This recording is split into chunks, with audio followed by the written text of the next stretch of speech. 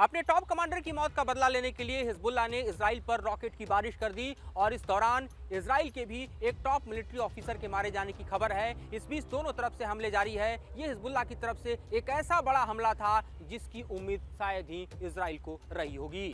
नमस्कार, मैं हूं मधुरेंद्र कुमार और आप देख रहे हैं मेरे साथ रणनीति। और इस वक्त जो हालात है दरअसल इजराइल और लेबनान के बीच, आईडीएफ और हिजबुल्लाह के बीच, वो दरअसल एक अघोषित जंग की तरह चल रहे हैं। पिछले 9 महीने के जंग के दौरान हम देखें कि इजराइल और हमास के जंग के दौरान हिजबुल्लाह ने इजराइल को कभी भी नॉर्दर्न बॉर्डर पर आप देखें तो सोने नहीं दिया। और साथ ही आप देखें तो जिस तरह से हिजबुल्लाह ने अभी हमलों की रफ्तार बढ़ाई है, उससे ऐसा लगता है कि किसी भी वक्त लेबनान और इजराइल के बीच जंग छिड़ सकता है।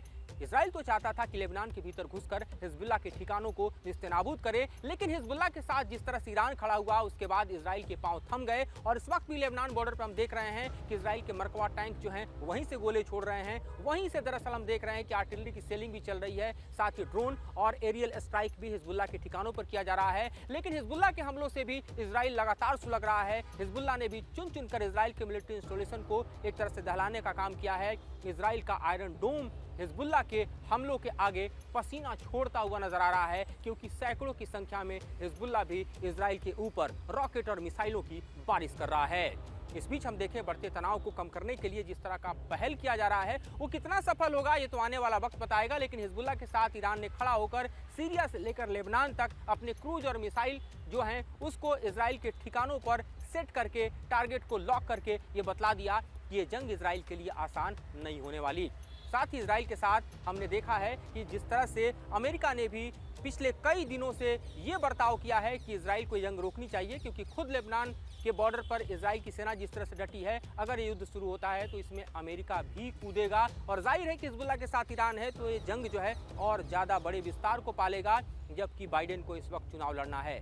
और इसलिए अब सबकी निगाहें दोहा पर जा टिकी हैं। जी हाँ, दोहा पर, जहाँ पर सबसे बड़ी बैठक इस वक्त इजराइल और हमास जंग को रोकने के लिए होने वाली है। इस बीच बाइडेन और नेतन्याहू ने फोन पर बड़ी बातचीत की है और अमेरिका अपना एक डेलीगेशन दोहा के लिए भेज रहा है, जहां पर कतर की तरफ से, इजिप्ट की तरफ से भी दरअसल डेलीगेशन में शामिल लोग होंगे। और बातचीत का दायरा ये होगा कि हमास और इजराइल के बीच सीज फायर को किया जाए, जो इजराइल के बंदी हमास के पास हैं उसे रिहा कराया जाए। और इसके मद्देनजर एक और बड़ी बैठक की खबर आ रही है, वो हमास और हिजबुल्लाह के बीच हो रही है। जी हाँ, ये अपने आप में हुई एक ऐसी बैठक है जिसमें हमास और हिजबुल्लाह के बीच का जो एक तरह से हम देखें कि निगोशिएशन है वो काफ़ी मायने रखता है। ये निगोशिएशन इसलिए मायने रखता है क्योंकि हमास अगर किसी डील तक पहुंचता है तो हिजबुल्लाह का उसमें बड़ी भागीदारी होगी। और इस बैठक की खबर में हम ये देख रहे हैं कि ख़ास तौर पर नसरुल्लाह जो हैं वो इस बैठक को हेड कर रहे हैं। और इसके अलावा हम ये देख रहे हैं कि नसरुल्लाह के अलावा हमास की तरफ से खुद उसके टॉप लीडर हया बैठे हुए हैं। और इस बातचीत के दौरान ये तय किया जा रहा है कि किस फॉर्मूले पर सीज फायर होगा, क्योंकि हिजबुल्लाह ने जो शर्त इजराइल के सामने रखी है वो साफ रखी है कि जब तक इजराइल हमास पर हमले नहीं रोकता, गाजा पर हमले नहीं रोकता, कंप्लीट सीज फायर नहीं करता, तब तक हिजबुल्लाह चुप नहीं बैठेगा और वो इजराइल के खिलाफ अपने जंग को जारी रखेगा। वो इजराइल को सोने नहीं देगा, इजराइल पर रॉकेट और मिसाइलों की बारिश करता रहेगा। हिजबुल्लाह ने अपने बड़े ताकत का प्रदर्शन कर दरअसल इजराइल को ये भी बता दिया कि लेबनान को गाजा समझने की भूल इजराइल ना करे, क्योंकि यहाँ हिजबुल्लाह की ताकत अगर आप देखें तो ईरान के सबसे बड़े प्रॉक्सी के तौर पर इतनी बड़ी है कि हमास के खिलाफ तो इजराइल 9 महीने में जंग को नहीं समेट पाया है। अगर लेबनान के खिलाफ ये जंग शुरू हुई तो हिजबुल्लाह इस जंग में इजराइल को इतना डैमेज कर सकता है जिसकी कल्पना भी नहीं की जा सकती। और उसकी बानगी दिखाते हुए दरअसल ईरान के सह पे हिजबुल्लाह ने सीरिया में अपने क्रूज और बैलिस्टिक मिसाइल को इजराइल के मिलिट्री इंस्टॉलेशन के खिलाफ टारगेट और लॉक कर दिया। यही काम लेबनान से भी किया गया। और साथ ही एरियल स्ट्राइक की क्षमता दिखाते हुए हिजबुल्लाह ने अपने ड्रोन और यूएवी को जिस तरह से इजराइल के मिलिट्री इंस्टॉलेशन, हाइफा सहित तमाम ऐसे स्ट्रेटेजिक जो पॉइंट्स हैं उसके ऊपर मैप करने का इरादा रखते हुए अपने योजनाओं को अंजाम दिया, उससे इजराइल को ये समझ में आ गया कि जंग आसान नहीं होगा। हमें देख रहे हैं कि दरअसल इजराइल के पास एयरफोर्स की ताकत है, लेकिन लेबनान के खिलाफ अगर इस ताकत को आजमाने की बात करें तो इसके लिए इजराइल को सबसे बड़ी अगर एयर स्ट्रिप की जरूरत होती, एयरबेस की जरूरत होती तो साइप्रस की पड़ती। और साइप्रस के खिलाफ भी हिजबुल्लाह ने मोर्चा खोला, जिसके बाद साइप्रस ने अपने कदम पीछे खींच लिए, यानी साइप्रस का एयरबेस भी इजराइल को नहीं मिलने वाला। लिहाजा अगर आप एरियल के तौर पर देखें, एयर स्ट्राइक के तौर पर देखें तो हिजबुल्लाह के पास भी इस वक्त के अत्याधुनिक ड्रोन हैं, इसके अलावा जो म्यूनिशन हैं वो भी उसके पास मौजूद हैं, और साथ ही आप देखिए तो जिस तरह के मिसाइल उसके पास हैं वो अपने आप में इस वक्त के सबसे ताकतवर मिसाइल हैं जो ईरान के जरिए उसे मिले हैं। और तकरीबन जखीरा देखिए तो लाख से 1.5 लाख बताया जाता है कि रॉकेट और मिसाइल की ताकत हिजबुल्लाह रखता है। इतने ही लड़ाकों की संख्या भी उसके पास है जो वेल टेस्टेड सीरिया के ज़मीन पर हैं, तो इसराइल के लिए ये जंग आसान नहीं होने वाली।